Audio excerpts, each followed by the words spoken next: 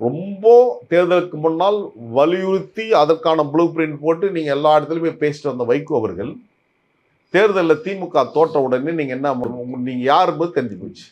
நாடாளுமன்றத்தில் வைகோ பணியாற்றினார் 30 ஆண்டுகள் 3 மாதம், 30 ஆண்டுகள் 3 மாதம். அந்த 30 ஆண்டுகள் 3 மாதத்தில் 29 ஆண்டு காலம் திமுக தயவில் தான் நீங்கள் நாடாளுமன்ற உறுப்பினர் ஆகிறீங்க. கலைஞர் உங்களை 3 முறை நாடாளுமன்ற மேலவை உறுப்பினராகும் 5 ஆண்டுகள் ஒரு முறை லோக்சபா மக்களவையில் உங்களை பணியாற்ற வைத்தார். அண்ணன் தலைவர் தளபதி அவர்கள் நீங்கள் எவ்வளோ துரோகம் செய்திருந்தாலும், எவ்வளவோ அந்த கட்சி மீது பாய்சனை நீங்கள் கொட்டி தீர்த்திருந்தாலும், விஷத்தை கக்கி உங்களை அரவணைச்சு உங்களை மீண்டும் ராஜ்யசபாவுக்கு அனுப்பினார். இப்போ அவங்க பையன் சொல்கிறார், எங்களை நீங்கள் நம்ப வச்சு மோசம் பண்ணிட்டீங்க, எங்களை நீங்கள் ராஜ்யசபா சீட்டு கொடுத்துருந்தீங்கன்னா ராஜ்யசபா சீட்டு கொடுத்தா உள்ளே இருந்திருப்பாங்க.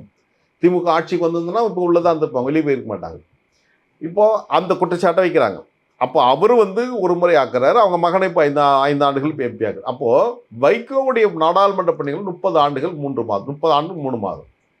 அந்த பணிகள்லாம் குறித்து ஏற்கனவே அந்த கட்சியுடைய பொருளாதார இருக்கிற செந்தில் இது ஏற்கனவே நாடாளுமன்றத்தில் வைகோன்னு புத்தகம் போட்டு தமிழ்நாடு ஃபுல்லாக அதை போய் அறிமுகப்படுத்தி பேசியும் நான் தான். நாங்கள் இன்னும் உயிராக தான் இருக்கிறோம்.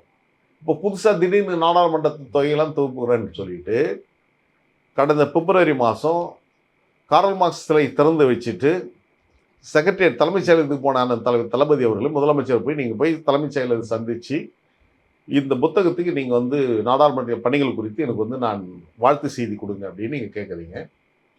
அப்பொழுது நீங்கள் திட்டமிட்டது இன்னும் அந்த ப்ளூ பிரிண்ட் இருக்குது. காங்கிரஸ் கட்சியுடைய துணைத் தலைவர் நாடாளுமன்ற உறுப்பினர் ராகுல் காந்தி தலைமையில் இந்த புத்தகத்தை வெளியிடுறது. புத்தகத்தை பெற்றுக்கொள்வது தளபதி. ஆங்கர் யாருன்னு கேட்டிங்கன்னா கேரளா மாநிலத்தை சார்ந்த ஒரு நாடாளுமன்ற உறுப்பினர்.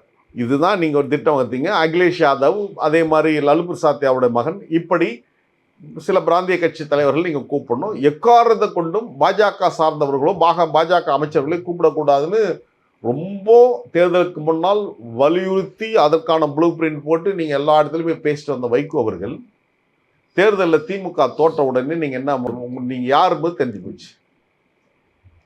தளபதி மு.க. ஸ்டாலின் அந்த புத்தகத்தை பெறதில்லை. ஆனால் நான் இப்பவும் சொல்வேன், ஒரு டெடிக்கேஷன் சொல்லுவாங்களா, அர்ப்பணிப்பு. அந்த புத்தகத்துக்கு நீங்கள் நன்றி யாருக்கு தெரிவிக்கணும்னா திமுக தான் கொடுக்கணும். ஏன்னா அவங்க தான் உங்களை 29 வருஷம் உங்களை வச்சுருந்தாங்க. ஓராண்டு 3 மாதம் தான் அதிமுக தயவில் நீங்கள் எம்பியாக இருந்தீங்க. அந்த கட்சிக்கு தான் நீங்கள் அதை அர்ப்பணிச்சிருக்கணும். அப்போ அந்த கட்சி தலைவர்கள் தான் அதை வெளியிடணும் அல்லது பெற்றுக்கொள்ளணும்.